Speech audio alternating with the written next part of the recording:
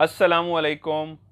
Of camera stories के एक new episode के साथ मैं हूं Mazhar Malik. Thank you so much and love you so much. आप सबके प्यार भरे फीडबैक का हमेशा ये जुमला इसलिए दोहराता हूं, यू आर माई फैमिली। ये MMTV की एक फैमिली है जो बहुत ज़्यादा एक दूसरे से प्यार करते हैं, एक दूसरे के लिए दुआएं करते हैं, ख्याल करते हैं हर उस मुसीबत में उन लोगों का जिनको आपकी मदद की ज़रूरत होती है। तो अल्लाह ताला आपको और मुझे वसीला बनाता है और हम मिलके सबका ख्याल करते हैं। कल भी मैंने स्टोरी में कहा था और एक बात बताना भूल गया था। कल की जो मैंने स्टोरी रिकॉर्ड की थी वो मंगल के लिए रिकॉर्ड की थी, ट्यूसडे के लिए। आज की जो स्टोरी मैं रिकॉर्ड कर रहा हूं ये वेडनेसडे के लिए, बुध वाले दिन के लिए। मजे की बात ये है आज सोमवार है और मैं बुध के लिए रिकॉर्ड कर रहा हूं, तो एडवांस रिकॉर्ड कर रहा हूं। तो ये जो पीछे आज भी काफी कम हो चुका है, क्योंकि बाहर भी पड़ा था, उनकी मेहरबानी जिनसे हमने जगह ली है। बाहर भी पड़ा था सामान, नीचे भी पड़ा था, काफी तकसीम हो गया। ये थोड़ा सा रह गया है, ये जगह पूरी भरी हुई थी, अब ये भी कम हो गई है, इसलिए आज भी तकसीम कर चुके हैं। लेकिन जिस वक्त आप स्टोरी देख रहे होंगे वो आपने चाहे मंगल वाली देखी या आज वाली बुध वाली, तब तक सारा सामान ये हम बांट चुके होंगे। उस वक्त तक मेरे पास कुछ भी नहीं होगा, क्योंकि स्टोरी एडवांस है, इसलिए ये आपको पीछे नजर आ रहे हैं। आप लोग भी इसमें हिस्सा डाल सकते हैं जी, मैं पहले भी बता चुका हूं तफसील से। ये अब सेट बन चुके हैं, आप देख रहे होंगे, पहले सेट नहीं थे। ये ऊपर रजाई है, रजाई के नीचे ये गद्दा है, गद्दे के अंदर तकिया है, फिर एक ये सेट है, ये बंधा हुआ है रस्से से। ये फिर एक गद्दा है, उसके अंदर तकिया है, नीचे रजाई है। ये पूरे पूरे सेट बने हुए हैं, ये बंधे हुए हैं।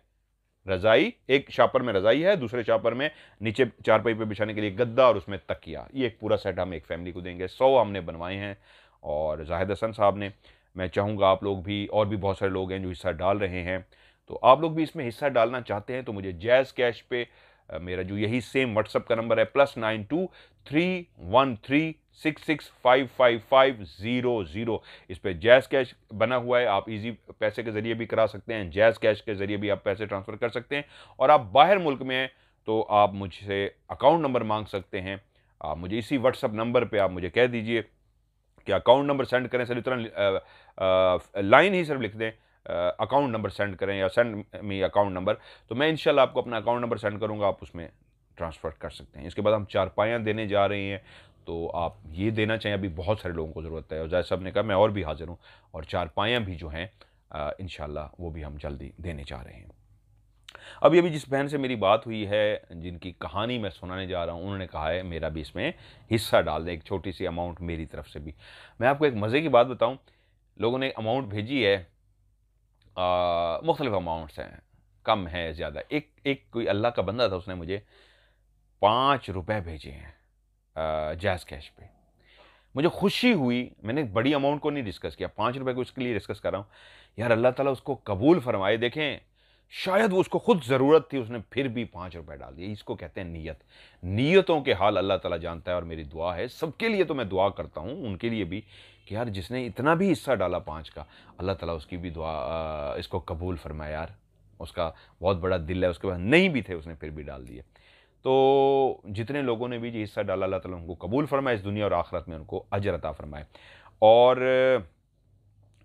आज की जो कहानी है, जुनैरा हकीम उनका नाम है, रियल नाम है। अभी मेरी बात उनसे हो रही थी, उन्होंने कहा नाम आपका, मैंने कहा रियल ही बता देते हैं। जुनैरा के हवाले से मैं एक बात कर दूं, मैंने जुमे वाले दिन जो, यहाँ नहीं, मेरे ख्याल में लाहौर में मैंने लाइव किया था, उसमें उन्होंने मुझे कहा था कि मजहर भाई मेरी कहानी अभी तक क्यों नहीं सुनाई। तो मैंने कहा था मेरी बहन, जब आपका नंबर आएगा तो मैं आपकी कहानी सुना दूंगा। उनका नंबर आ चुका है और उनकी कहानी सुनाने जा रहा हूँ। ये कहानी है 2009 की। उनकी ज़िंदगी का एक ऐसा वाकया जिन्होंने उनकी ज़िंदगी को बदल कर रख दिया है। 2009 की एक रात थी, गर्मियों की रात। एक ऐसी गर्मियों की रात जिसमें इंसान का जिस्म सारे दिन की तपिश से झंझलाया हुआ होता है। जिनके घरों में एसी हैं और वो सारा दिन एसी में होते हैं, वो तो सुकून में होते हैं, लेकिन जो बेचारे गर्मी में सारा दिन गुजारते हैं, पसीने से शराबूर होते हैं, दिल की धड़कनें मध्यम सी होती जाती हैं, क्योंकि खून की गर्दिश स्लो होती जाती है। गर्मी से इंसान मदहोश होता जाता है। मौसम बदल रहा है, ठंडा मौसम है, ठंडे मौसम में आप कहानी सुन रहे हैं, लेकिन गर्मी नाकाबिले बर्दाश्त होती है। सर्दी फिर भी गरीब भी बर्दाश्त कर लेता है, अमीर तो बर्दाश्त करता ही, गरीब भी कुछ ना कुछ पहन लेता है, कहीं ना सस्ता लंडे से इधर उधर से लेके। गर्मी में वो गुजारा नहीं कर सकता। मुसीबत ये ठहरी इस मुल्क में, जिस मुल्क की कहानी है कि गर्मियों में आपके घर में एसी लगा भी हो तो बिजली नहीं होती। गर्मियों की एक अपनी खुशबू है, सर्दियों की एक अपनी महक। जिन दिनों में आप कहानी सुन रहे हैं, इन दिनों में एक हवा का ऐसा लहर सी चली है जो अपनी एक खुशबू भी लेके आई है, जो आगाज है ठंड का, सर्दियों का। कल भी हवा चलती रही, एक एहसास दिलाती रही है कि सर्दियां शुरू होने जा रही हैं। आज भी हवा चल रही है, सर्दी का एहसास है। गरमाइश, जैसे ही गर्मी शुरू होती है, तपिश शुरू होती है, दिल घबराना शुरू कर देता है, हर शख्स के मुंह से निकलती है, फिर आई गर्मी, फिर बिजली नहीं होगी, फिर रात को मच्छर होगा गरीब के घर में, टाँ टाँ करता फिरेगा, कान में आके पता नहीं क्या कहता है, उसकी अपनी ज़बान है, इंसान तो समझ नहीं पाता, लेकिन वो बताता है मैं फिर रहा हूं तुम्हारे कमरे में, उड़ रहा हूं, तुम मेरा कुछ नहीं कर सकते, सो के तो दिखाओ, काटूंगा तुम्हारा खून, खा जाऊंगा, पी जाऊंगा। वही एक गर्मियों की रात थी। ये फैमिली भी बेचैन थी, जिसमें जुनैरा भी अपनी फैमिली के साथ थी। बातें करते वक्त हो गया सोने का। इस घर के अंदर 2 बिजली के मीटर लगे थे, और वो इसलिए लगाए गए थे, लाहौर की ये कहानी है, जुनैरा हकीम का ताल्लुक लाहौर से है। 2 मीटर इसलिए लगाए गए थे कि अगर एक की बिजली चली जाए तो दूसरे साइड की बिजली आ रही होगी तो वहीं पे स्विच कर लें।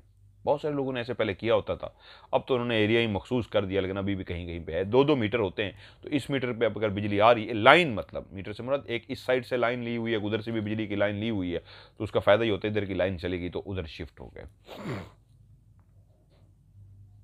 बाबा, जुनैरा, उसका भाई बातें बैठे कर रहे थे, बाकी घर वाले सो रहे थे। ये एक ऐसा घर था जहां फैमिली के बाकी लोग भी मिल के रहते थे।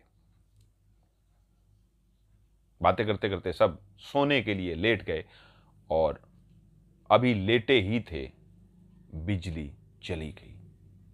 ये उस पोर्शन की बिजली गई थी जहां पे ऐसा मीटर लगा था जिसका शायद टाइम हो गया था, या बे टाइम ही बिजली चली गई थी, लेकिन साथ वाले जो कमरे थे उसमें जो बिजली थी वो आ रही थी, उस साइड की बिजली नहीं गई थी।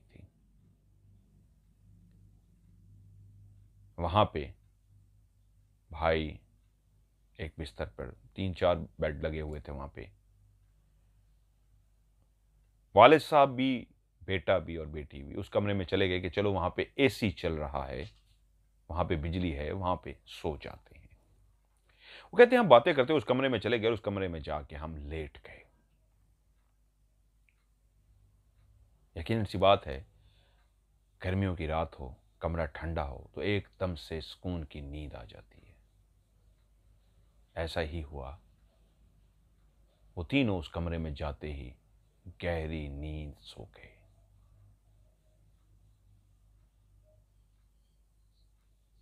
जिस कमरे में एसी चल रहा था उस कमरे में ठंडक भी थी, लेकिन बाहर वीरानी भी थी, खामोशी भी थी, बाहर घुप अंधेरा भी था, माना कि गर्मियों की रात थी, लेकिन हर बशर एक आखिर टाइम ऐसा हो चुका था, वहां सो चुका था। अगर कुत्ते कहीं भौंकते हुए रात को पाए गए थे तो टाइम ऐसा था वो भी कहीं दबक के सो गए थे। अगर कोई दूर से कुत्ता भौंकता या आपस में बातें करते, हमें वो महसूस होता है कुत्ता भौंक रहा है वो, लेकिन वो एक दूसरे से लड़ रहे हैं, बातें कर रहे हैं। वो इस कमरे तक नहीं पहुंच रही थी कि ये कमरा बंद था, कूलिंग बाहर ना चली जाए, एसी चल रहा है, इसलिए दरवाजे भी बंद थे। लेकिन ये सारे इस कमरे में इस तरह सोए थे कि जैसे ही बिजली आएगी उठ के दूसरे कमरे में चले जाएंगे, अपनी अपनी जगह पे, अभी आरजी तौर पे लेट गए थे, सो गए। रात का कौन सा पहर था कि शायद बिजली आई, या घर का कौन सा फर्द आया उनको, वाले साहब को, और उनको कहा आप अपनी जगह पे आ जाइए, बिजली आ गई है।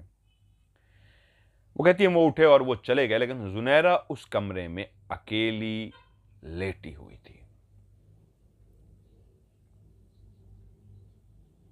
उसकी भी आंख खुली, वो गहरी नींद में थी, आंख खुलने की रीजन थी, बिस्तर पे किसी ने करवट ली थी। जब वो सोई थी इस बिस्तर पे, अकेली थी, लेकिन फैमिली की कोई खातून शायद उसके साथ आके सो गई थी। इस अंदाज में उसने करवट ली या हिली इस तरह की कि उसकी आंख खुल गई। पहली निगाह ही उसकी उसी तरफ गई जिस तरफ जिसने करवट ली थी। जो भी खातून सोई थी, जिसकी वजह से उसकी आंख खुली थी, उसने करवट वाली को देखा तो उसके पास एक खातून सो रही थी। काले उसने कपड़े पहने हुए थे, ब्लैक कलर का उसका रंग था। कदो कामत उसका बिल्कुल एक जो नॉर्मल खातून होती है, जितना कदो कामत होता है, कद होता है जिस तरह खातून का, उतना ही उसका कद था। और उसने अपना बाजू इस तरह माथे पे रखा हुआ था। अमूमन लोग आंखें जब बंद करते हैं तो माथे पे ऐसे माथे पे बाजू रख लेते हैं। उसने ऐसे लेटे हुए माथे पे बाजू रखा हुआ था और वो काली स्याह औरत सो रही थी। उसी ने करवट ली थी और तभी करवट लेके वो अब सीधी हुई थी। पहले शायद वो साइड पे सो रही थी, अब वो सीधी होके सोई थी। यानी उसके सोने का अंदाज ऐसा था कि उसका मुंह छत की तरफ था, सीधी सोई हुई थी। और उसने करवट लेके बाजू ऐसे आंखों पे रख लिया था। गहरी नींद से जो जुनैरा जागी थी, पहली आंखें उसने खोली, उस करवट की वजह से मुड़ के देखा तो कोई लेटा है, ब्लैक कलर के कपड़े पहने, ब्लैक टोटल काला स्याह रंग, हाथ ऐसे रखा हुआ है। मैंने कहा ये कौन है? चेहरे को पहचानने की कोशिश की तो खानदान के किसी बंदे में से नहीं थी। तो क्या कोई घर में मेहमान आ गया है? कौन है ये? कुछ भी अभी जहन में नहीं है, सिवाय इसके कि घर के जितने भी फर्द हैं उनमें से कोई भी नहीं है, कोई अलग सी एक औरत है लेकिन लेटी है पास में। कुछ सेकंड उसको देखा और उठ गई कि मैं इसके साथ क्यों सोऊं, पता नहीं कौन है, मेहमान भी है, जो भी है, मैंने इसके साथ नहीं सोना। साथ में देखा भाई और बाप उठ चुके हैं, उनके बिस्तर खाली हैं। ये तीनों बातें करते रहे थे, रात को जागते रहे थे, जागते जागते लेट हो गई, बिजली चली गई। तो यहां पे बाप और भाई आरजी लोग हैं, आरजी लेट गए, जुनेरा भी एक बिस्तर पे लेट गई कि जब बिजली आएगी तो हम चले जाएंगे अपने अपने रूम में, इजी होके सोएंगे। भाई भी चला गया था, बाप भी चला गया था, ये खातून आके सो गई थी। वो कहती है मैं एकदम से उठ गई और मुझे अजीब सा फील हुआ कि ये कौन है, अगर मेहमान भी है तो इसको क्यों यहाँ पे सिला दिया। जहन में पहली बात तो यही आई क्योंकि इस कमरे का एसी चल रहा है, जिस तरह ये लोग भी इस एसी की वजह से आज से सोए थे, एयर कंडीशन की वजह से, इसको भी यहाँ पे सुला दिया होगा कि जगाओ नहीं, वो बच्ची ये सो रही है, आप भी साथ लेट जाए। वो कहती है मैं चलती हुई कमरे से बाहर गई और जैसे ही बाहर गई तो अजान शुरू हो गई। ये अजानों का टाइम था। जैसे ही अजान हुई, पता नहीं मुझे क्या हुआ, मैं वहीं रुक सी गई और मेरे दिल में हुआ, मैंने उसको देखा नहीं अच्छी तरीके, वो कौन थी जो भी लेटी है। मैं एकदम उसके लेटने की वजह से, करवट लेने की वजह से उठ गई हूं और वो लेटी है इसलिए मुझे अच्छा नहीं लगा, मैं उठ के आ गई हूं। लेकिन ये कौन है औरत? अजान की आवाज पे वो सोने के लिए साथ वाले कमरे में जैसे गई तो वालदा उठ रही थी। यकीनन जैसे ही अजान होती थी वो उठ जाती थी और उसके बाद वजू वगैरह करना, नमाज पढ़ना, तस्बीहात करना। उसने जब अपनी माँ को उठते हुए देखा, सामना हुआ, तो उसने माँ से पूछा ये कौन लेटी हुई है? उन्होंने कहा कहाँ पे? उन्होंने कहा उस कमरे में। उस कमरे में तो उन्होंने कहा कोई नहीं है। उन्होंने कहा नहीं, कोई मेहमान आया हुआ है, कोई बाहर से आया है, ये कौन है? कोई आंटी वगैरह में से तो नहीं है? वो कौन लेटी है? आके लेटी है, उसकी वजह से मैं उठ गई हूँ, मेरी आंख खुल गई और मैं अपने कमरे में जा रही हूँ, जबकि वहाँ पे एसी भी चल रहा है। तो मैं तो एसी भी खुला छोड़ आई हूँ कि अगर कोई मेहमान है तो जागता रहे। उन्होंने कहा नहीं, कहाँ पे है? उन्होंने कहा वो कमरे में। माँ ने कहा चलो मुझे दिखाओ कौन है, मैं देखूँ। माँ जब साथ गई और जाके देखा है तो अंदर कमरे में कोई भी नहीं था, बिस्तर खाली था। मैंने कहा कौन सी जगह पे सोई है, कहाँ है? उन्होंने कहा ये बिस्तर पे अभी तो सोई थी। उन्होंने कहा अब तो कोई भी नहीं है। उन्होंने कहा माँ मैंने देखा है अभी उसको, उसी की वजह से मैं जागी हूँ, मेरा वहम नहीं है, कोई क्लियर था जो यहाँ पे सो रहा था। माँ को भी बेचैनी हुई कि शायद मेरे नोटिस में ना हो। एक ऐसे घर है जिसमें मिल के सारे रहते हैं, काफ़ी फैमिलीज हैं, बाकियों से भी पूछा जाए। बेटी से कहा ठीक है तुम लेट जाओ, अभी सो जाओ, अपने कमरे में जाके एसी बंद कर दो, बाकियों से पूछते हैं। नमाज वगैरह पढ़ा सारे, आहिस्ता आहिस्ता जागना शुरू हो गए। और जब इस खातून के बारे में पूछा गया कि कौन है, कोई आया था मेहमान या कि किसी के जानने वाला है, तो सब ने कहा नहीं, कोई भी घर में नहीं आया। और अहम बात यह थी, अगर घर में कोई मेहमान आता तो 5-6 बजे शाम को आता, ये तो नहीं रात को 12 बजे कोई मेहमान आ गया। 5-6 बजे कोई मेहमान आया होता, तब सबको पता होता जी मेहमान आए हुए हैं, तभी रात को वो सोता। जब रात सारी वो नज़र नहीं आया, 8-9 बजे तक कोई मेहमान औरत नज़र नहीं आई, तो इस वक्त कहाँ से आ गई। फिर पूछा गया जुनैरा से कि तुम्हारा वहम तो नहीं है? तब उसने कहा नहीं, वो कोई चुड़ैल थी। फिर क्योंकि जब मेरी आंख खुली है तो मैं गहरी नींद में थी। भाई और बाप ने बताया, जब बिजली आई हमें पता लग गया, मैं जगाया गया, तो हम उठ के अपने अपने कमरों में चले गए। इस कमरे में तुम अकेली लेटी हुई थी। घर है, अमूमन इस तरह इंसान लेटा रहता है। वो कहते हैं हम चले गए, एसी चलता हुआ छोड़ के कि तुम लेटी हुई हो। तो जुनैरा कहती जब मेरी आंख खुली इस वजह से थी कि उसने जोर से हिली थी, इतनी जोर से हिली थी कि बिस्तर हिला, पूरा बेड हिला, तो मैं जाग गई। और एकदम से एहसास हुआ, हिलने पे जिस तरह बिस्तर हिला था तो मुझे एहसास हो, उस एहसास पे मैंने मुड़ के देखा तो साथ ही किसी खातून को देखा। उसके जिस्म के ना ही कोई बदबू थी, उसके जिस्म से ना ही कोई खुशबू थी, ना ही उसके जिस्म की कोई महक थी। कपड़े बिल्कुल इंसानों की तरह, उसने ब्लैक कपड़े पहने हुए थे। रंग उसका काला स्याह था।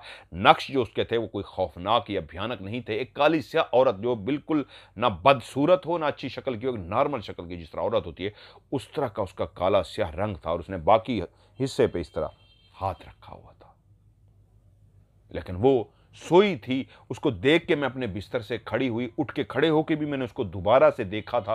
वो मेरा वहम नहीं था, वो वहां पे लेटी थी। ये वाकया जुनैरा कहती है मेरे साथ इस तरह हुआ कि वो दिन मेरी जिंदगी का ऐसा दिन था जब उस खातून को जो मैंने देखा मेरे साथ लेटी थी, काली स्याह चुड़ैल जो थी असल में, उसकी नहुसत मेरी जिंदगी में फिर इस तरह पड़ी कि फिर उस दिन से मेरी जिंदगी बदलना शुरू हो गई। हर काम मेरा रुकना शुरू हो गया, हर काम मेरा उल्टा होना शुरू हो गया। जो मैं पढ़ाई में टॉप करती थी, बेस्ट थी पढ़ाई में, अब मेरा पढ़ाई में दिल नहीं लगता था। मैं जो इबादत करती थी, नमाज पढ़ती थी, उससे भी मेरा दिल उकताना शुरू हो गया। हर काम में रुकावट होगी। मैंने मुश्किलों से, वो कहती हैं बीकॉम भी मुश्किलों से किया। फिर एक ऐसा मेरी जिंदगी में रुकावटों का सिलसिला शुरू हुआ उसकी नहुसत की वजह से, जो अभी तक नहीं रुक सका। उससे पहले हर वो काम मेरा ज़िंदगी का जिसकी मैं ख्वाहिश करती थी, ठक करके हो जाता था।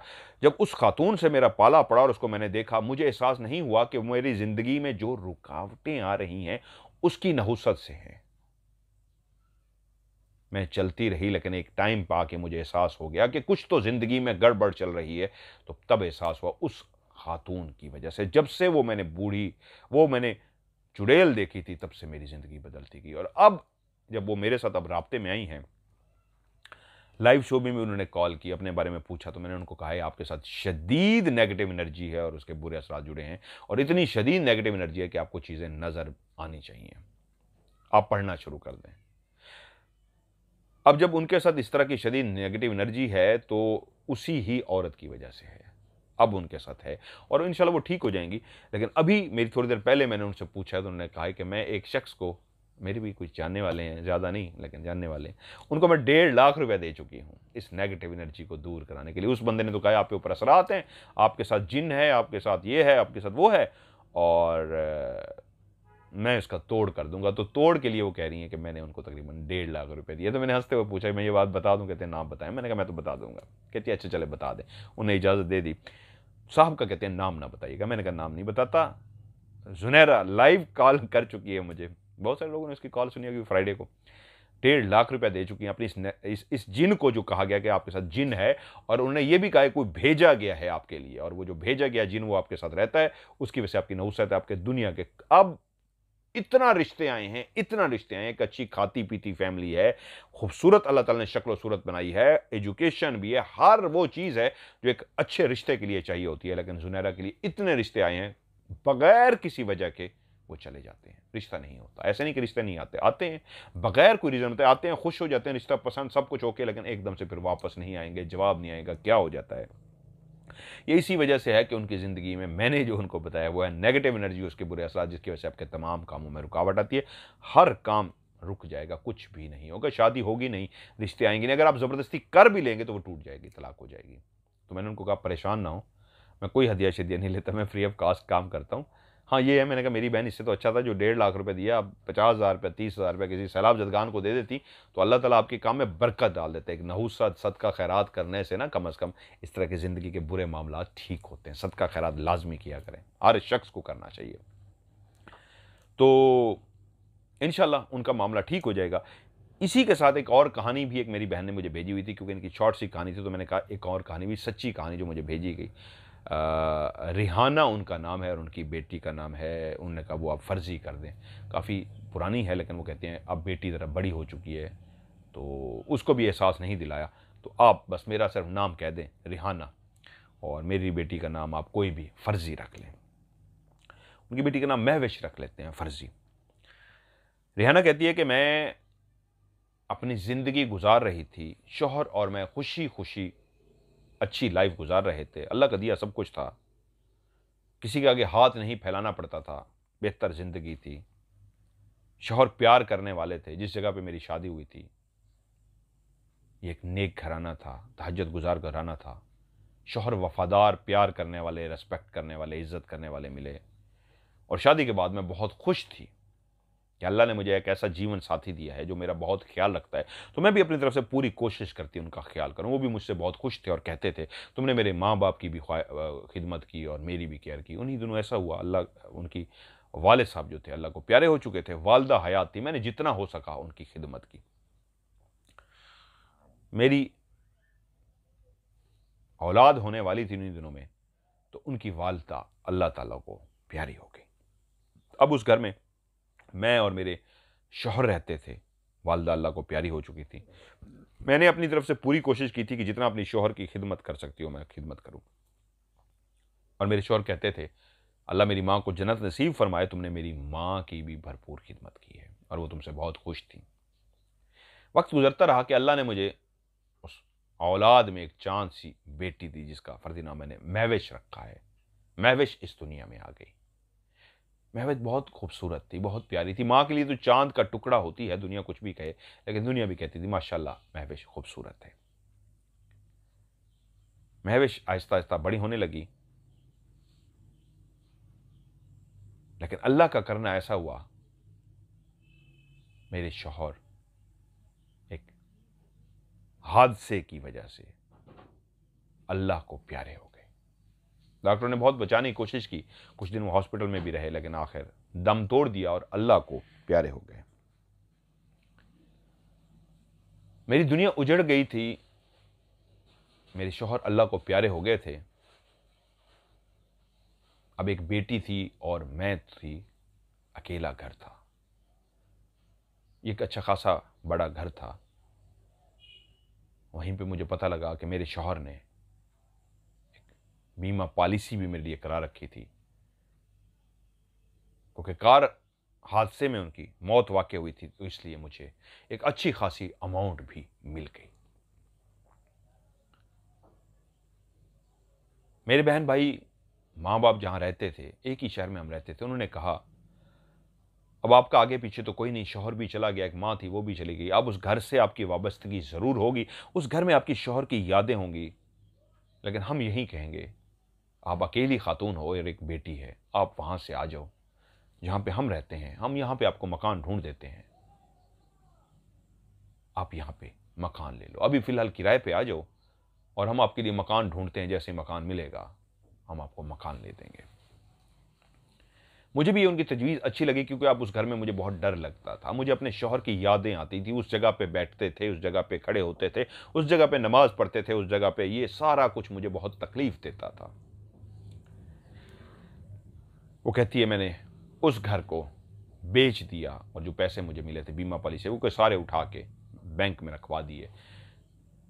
उसी गली में जहाँ पे मेरे बहन भाई रहते थे, उसी गली में मैं भी शिफ्ट हो गई।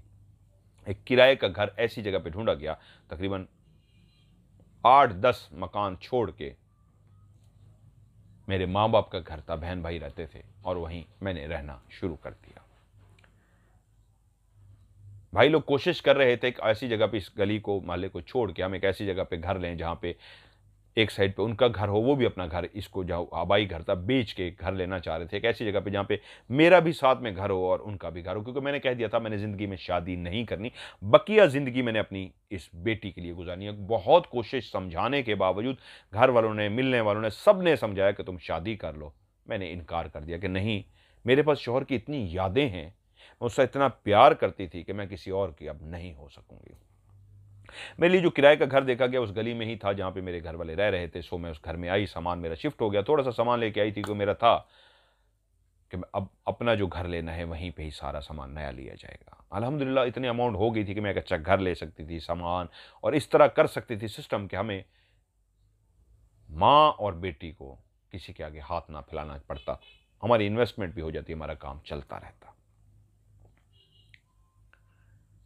मेरी बेटी अब स्कूल जाना शुरू हो गई थी, जिंदगी सुकून में आ गई थी। जब इनके वालिद की डेथ हुई थी तो ये तकरीबन चौथी क्लास में थी, सॉरी तीसरी क्लास में थी, तीसरी क्लास में पढ़ती थी। इनके वालिद साहब की डेथ हुई थी, तो उनके जाने के बाद घर बेचा, वहाँ से फिर बीमा पॉलिसी की रकम और ये वो, यहाँ कुछ महीने लग गए, जो यहाँ हम एक घर में आके शिफ्ट हो गए। घर ये हमें इमरजेंसी में मिला था, क्योंकि घर के करीब हम रहना, मैंने घर लेना था कि मेरे माँ बाप के घर करीब हो, तो वहां पे जो खाली मकान मिला ये काफी पुराना बना हुआ मकान था। इसके सिर्फ 2 कमरे थे, बड़ा सहन बना हुआ था। गली के कोने पे जो दरवाजा था, एक दीवार थी, कोने पे दरवाजा था, आप दाखिल होते थे तो राइट साइड पे बाथरूम वॉशरूम बने हुए थे, बड़ा सा सहन था, आगे एक बरामदा था और उसके आगे 2 कमरे बने हुए थे, बिल्कुल एंड पे एक किचन बनी हुई थी। हम लोग अपना सामान लेके आए, वहां पे शिफ्ट कर दिया। अब बेटी के स्कूल का मसला था, वो तीसरी क्लास में पढ़ रही थी, तो फैसला यही हुआ कि अभी उसी स्कूल में रहे। स्कूल हम उस वक्त चेंज कराएंगे जब हम अपना घर ले लेंगे, क्योंकि मेरे माँ बाप ने भी अपना घर लेना था, मैंने भी लेना था। अब वहां पे जिंदगी हमारी स्टार्ट हो गई। जब तक वालिद जिंदा थे सारी जिम्मेदारियां उन्होंने उठाई हुई थी, उसमें से कुछ जिम्मेदारियां मेरी थी। अब जिंदगी की तमाम जिम्मेदारियां मेरी थी। सुबह सुबह मैं उठ जाती, बेटी को तैयार करती और उसके बाद उसको लेके उसके स्कूल के लिए रवाना हो जाती। मैं अपनी बेटी को खुद ही स्कूल के लिए छोड़ के आती थी और खुद ही लेके आती थी, क्योंकि अब मेरा कुल सरमाया मेरी बेटी थी।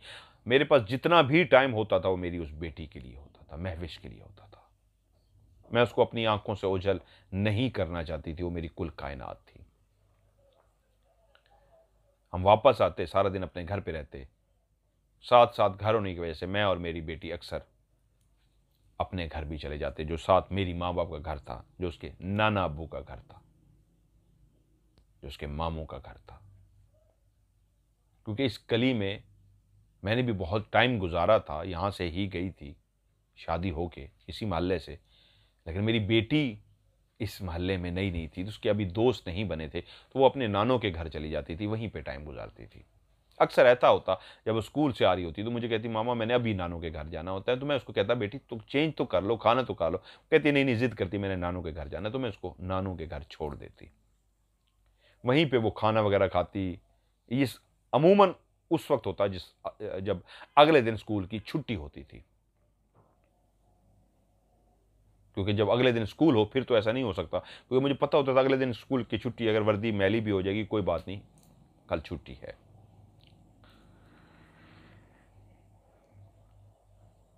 ऐसी ही एक अगले दिन छुट्टी थी और आज सुबह मैं उठी, मैंने अपनी बेटी को तैयार किया स्कूल के लिए, उसको टिफ़िन बना के दिया, उसको लेके बाहर निकली, उसको स्कूल छोड़ के आ गई।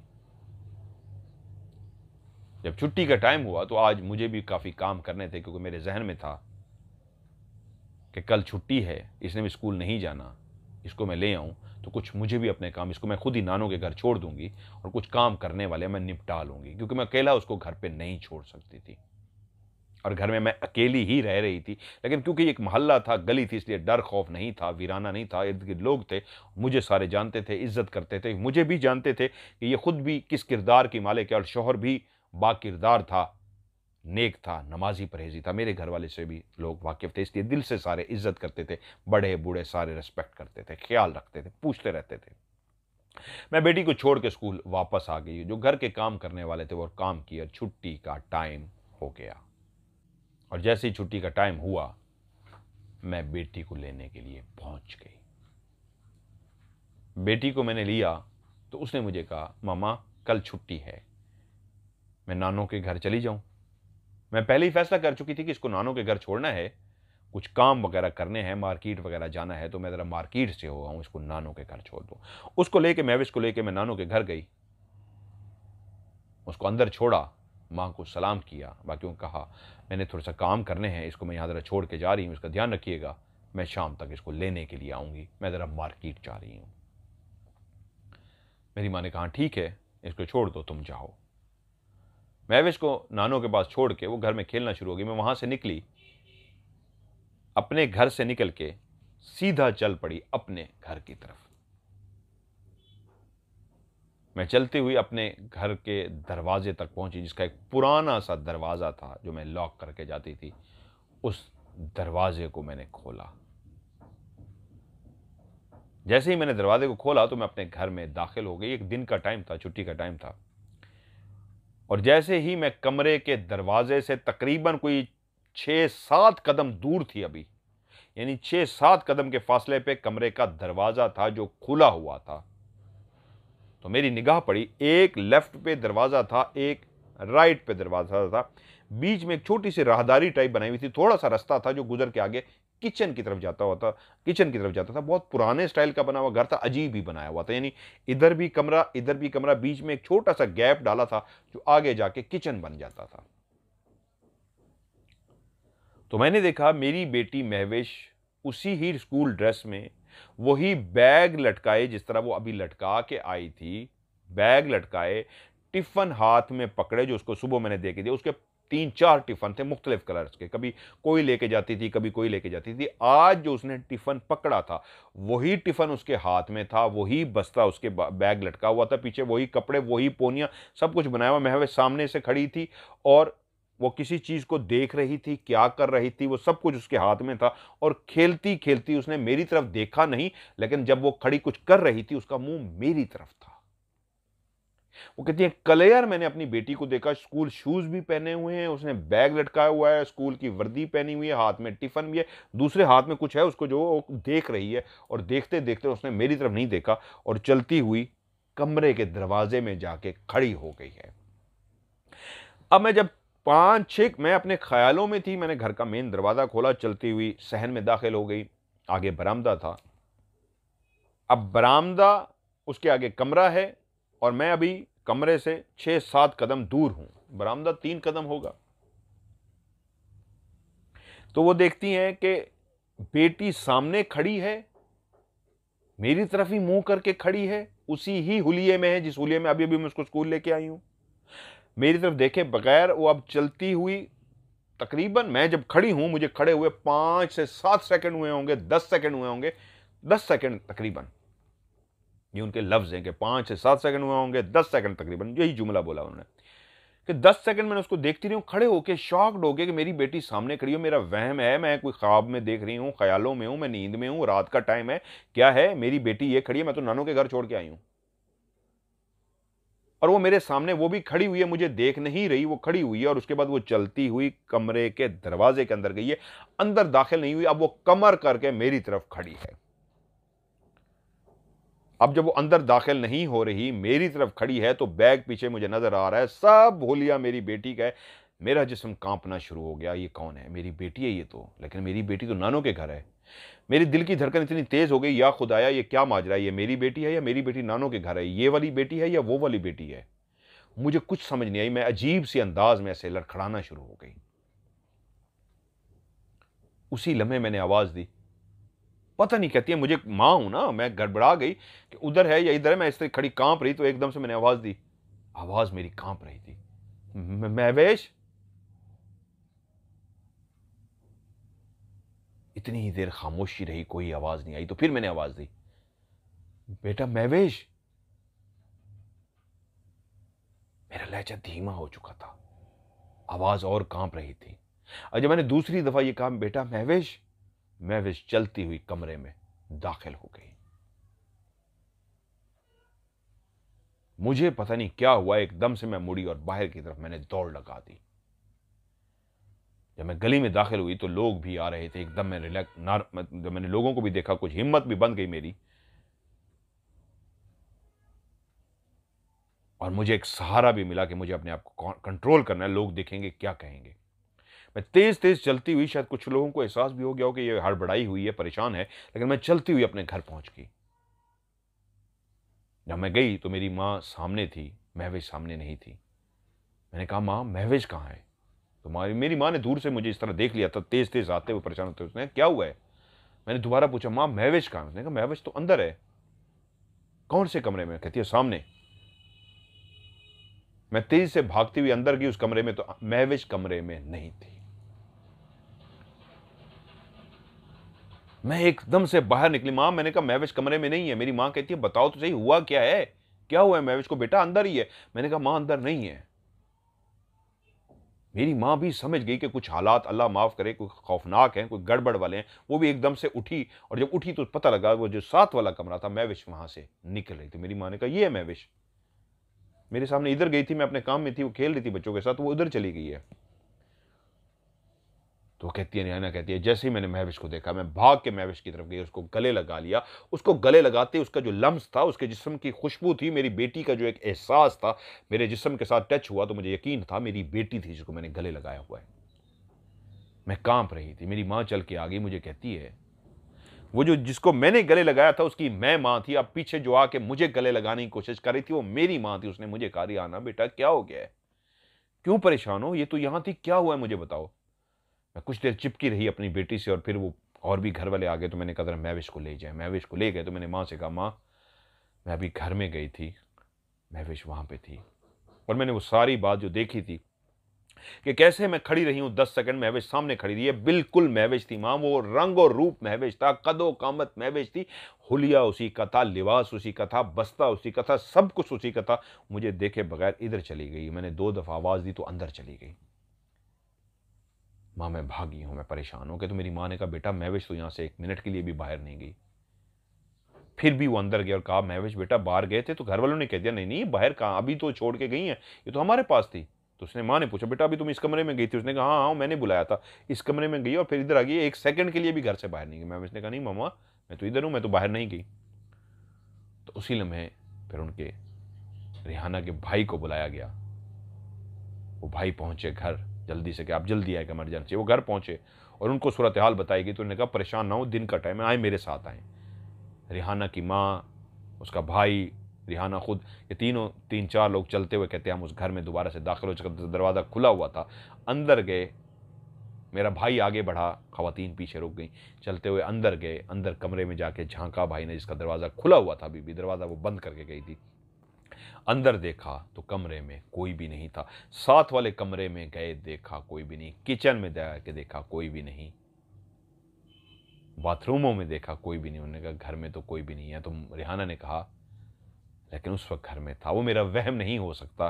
रात नहीं थी कि मैं सोई हुई थी, अंधेरा नहीं था कि मैं गड़बड़ा गई, दिन की रोशनी थी, और वो दिन की रोशनी में सामने महविश खड़ी थी। उन सब ने कहा, आपकी बातों से अंदाजा होता है कि आपका वहम नहीं है, आपने महविश को देखा है, लेकिन महविश असल में वहीं पे है। तो बेहतर है आज रात आप उधर हमारी तरफ चलें, इधर छोड़ दें, कल किसी को बुलाते हैं, किसी जानने वाले हैं। भाई ने कहा, मेरे बहुत अच्छे नेक हैं, वो ये काम तो नहीं करते, लेकिन अल्लाह वाले हैं, उनको इन चीज़ों का पता है, उनसे मालूम करते हैं। तो शाम तक ही उनसे राब्ता हो गया और उन्होंने कहा, कोई बात नहीं, मैं आज ही आ जाता हूँ। बहुत अच्छे जानने वाले थे। शाम को ही पहुंच गए तो उनको लेके इस घर में गए, पढ़ाई की। तो उन्होंने कहा, इस घर को छोड़ दें, क्या आपका अपना घर है किराए का? उन्होंने कहा, नहीं, बहन का घर है, जो लेना है ये हमने इमरजेंसी में किराए पे लिया था। तो उन्होंने कहा, मैं इसको क्लियर तो कर दूंगा, लेकिन कोशिश करें इस घर को छोड़ दें। यहाँ पे एक पूरा कबीला है जिसके बच्चे भी हैं। आज जिस बच्ची को आपने देखा है वो एक जिनात की ही बच्ची थी, जो रूप धार के यहाँ पे खड़ी हुई थी, आपकी बच्ची का। आज सुबह जब आप बच्ची को तैयार करके लेके जा रही थी तो वही रूप उन्होंने देखा था, सेम वही रूप धार के वो वहां पे खड़ी थी। वो जिन की बच्ची थी, वो आपकी बेटी नहीं थी। बेहतर यही है आप लोग इस घर को छोड़ दें, क्योंकि ये अकेली रहती हैं। अगर कोई मर्द साथ रहता होता तो मैं कहता फिर रहें, मैं इसको अभी क्लियर भी कर दूंगा, लेकिन इनको वहम रहेगा, खौफ रहेगा। और ये अच्छी बात है, मैं भी इसको ये कहता हूँ, ये ठीक है, वहम और खौफ रहेगा। उसके बाद औरत अकेली हो तो उसको छोड़ देना चाहिए, अगर मर्द साथ तो फिर कोई बात नहीं। लेकिन उनने क्लियर किया उस घर को, उसने कहा अब ये घर क्लियर है। क्लियर से मुराद इस मखलूक को, उन्होंने कहा मैंने बाहर नहीं निकाला, लेकिन इस तरह का सर्कल कर दिया है कि ये मखलूक किसी को नजर ना आए। अगर रहती है तो मैंने उनसे एक रिक्वेस्ट की है, जितना मेरे पास इल्म है, कि आप किसी इंसान के सामने पर्दे को ना तोड़ें। अल्लाह ने आपका और इंसान का जो पर्दा रखा है, इस पर्दे को कायम रखें, इसको ना तोड़ें। बस इतना मैंने कर दिया, अभी कब दोबारा किसी को नजर नहीं आएंगे। लेकिन आप दोबारा कभी डर ना जाएं, फीमेल है कि नहीं, इसलिए बेहतर है यहाँ पे ना रहें। तो कहती है फिर मैं अपना सामान उठा के माँ बाप की तरफ ही शिफ्ट हो गई कुछ दिन के लिए। कुछ अर्सा में जो उन्होंने खाली कर दिया, ऊपर बना दिया, और मैं वहाँ पे रही। और उसके बाद यह हुआ कि जल्दी जो मकान की हम तलाश में थे, बंदोबस्त तो सारा हो चुका था, बस थोड़ा सा आजकल हो रहा था। फिर हमने जल्दी कोशिश की, और जल्दी कोशिश करके माँ बाप ने भी घर वहीं पे ले लिया, साथ मैंने भी ले लिया, और अल्हम्दुलिल्लाह वहाँ पे शिफ्ट हो गए। वहाँ पे रहते हुए हमें काफ़ी अरसा हो गया है, लेकिन उसके बाद दोबारा कभी भी मेरी ज़िंदगी में इस कारण का मामला नहीं हुआ। मेरी बेटी अब वो माशाल्लाह जवान है, उसको भी इस वाक़या का हमने नहीं बताया कि कहीं उसके दिमाग में, वो छोटी थी, तीसरी क्लास में पढ़ती थी, ये वाक़या नक्श ना हो जाए, डर ना जाए, वहम का शिकार ना हो जाए। मैं एक पढ़ी लिखी खातून हूँ, अल्लाह पे यकीन रखती हूँ, नमाज कुरान की पाबंदी करती हूँ, मुझे इन चीज़ों से डर नहीं लगता, लेकिन एक माँ भी हूँ, अपनी बेटी को इस तरह देख के दहल गई थी। उसके बाद कहते हैं, उन्होंने कहा मदर साहब मेरी ज़िंदगी में दोबारा कोई वाक़या नहीं हुआ, ये मेरी ज़िंदगी का एक सच्चा वाक़या, उन्होंने कहा जो मैंने आपके साथ शेयर किया, ये मेरे साथ हुआ था। ये दो वाक़यात थे, एक ज़ुनैरा का और एक ये।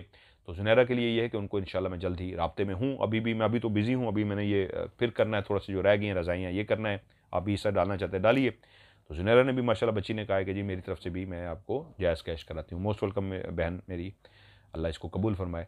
तो आपका जो है नेगेटिव एनर्जी का मामला इंशाल्लाह मैं तोड़ करके दूंगा आपको। किसी पैसे 1.5 लाख रुपए देने की ज़रूरत नहीं है, किसी को जो दे चुके वो ख़त्म हो गया, वो तो लूट गया आपको। बाकी इंशाल्लाह फ़ी सबीलिल्लाह में ये काम करता हूँ मैं, इंशाल्लाह आपको पानी करके देता हूँ, बताता भी हूँ। तो बाकी उस बहन की कहानी भी थी जो मैंने आपको शेयर की। आप भी अपनी कहानी शेयर करना चाहते हैं मुझे इसी मेरे व्हाट्सएप के नंबर पे +923136655500 इस पे आप मुझे कहानी भी सेंड कर सकते हैं। इसी पे जायज़ कैश है, आप जायज़ कैश ईजी पैसा वो भी सेंड कर सकते हैं। सैलाब ज़दगान की मदद करना चाहें तो, या अगर बाहर से हैं तो इसी नंबर पे +923136655500 6655000313 इसी नंबर पे आप मुझे अगर लिख देंगे कि send me your account number, या सिर्फ उर्दू में लिख दें, रोमन में लिख दें कि जी अपना अकाउंट सेंड करें, इतनी लाइन लिख दें, तो देखते ही मुझे पता लग जाएगा, मैं देख के आपको अकाउंट सेंड कर दूंगा, आप भी इसमें कर सकते हैं। सो कहानी भी आप लिख के या वॉइस मैसेज करके सेंड कर सकते हैं। जैसे आपका जो जिन्होंने भेजी हुई ऑलरेडी, उनका नंबर जैसे ही आएगा इंशाल्लाह उनको कहानी को भी प्रोग्राम में मैं शामिल कर दूंगा। आज की ऑफ कैमरा स्टोरी से मज़हर मलिक को दीजिए इजाज़त। अपना ढेर सारा ख्याल रखिएगा। खुदा हाफिज़।